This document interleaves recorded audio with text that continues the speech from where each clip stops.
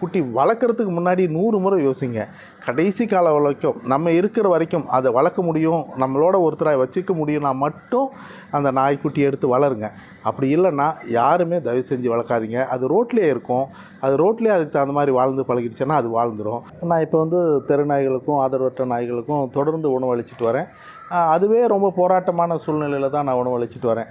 அப்படி இருக்கிற சூழ்நிலையில் நான் சாப்பாடு போடுற பகுதியில் இந்த மாதிரி நாய்களை வந்து வளர்த்தவங்க கொண்டு வந்து விட்டுட்டு போயிட்டீங்கன்னா, நீங்கள் ஒரு நாய்க்கே நீங்கள் வைத்தியம் பண்ண முடியலைன்னா இந்த 200 நாய்களுக்கும் உங்களை மாதிரி கொண்டு வந்து விட்டுறவங்களுக்கும் நான் எப்படி போய் வைத்தியம் பார்க்க முடியும்? அதுக்கு நான் பணத்துக்கு எங்கே போவேன்? அது பார்த்துட்டு மனசு கேட்கல, அது எடுக்க வேண்டியதாக இருக்குது. அப்போ எடுத்துட்டோம்னா ரொம்ப பெரிய போராட்டம். நான் அவங்களுக்கு உதவி செய்யணும்னு நினைக்கிறேன். நிச்சயமாக உங்கள் மூலிமா எனக்கு உதவி கிடைக்குது. அந்த உதவியை நான் தொடர்ந்து எதிர்பார்க்குறேன். மீண்டும் ஒரு முறை கேட்குறேன், உங்களால் முடிஞ்ச உதவி எனக்கு செய்யுங்க. நன்றி, வணக்கம். நீங்களும் உணவளிக்க உதவலாம். Please help us to feet.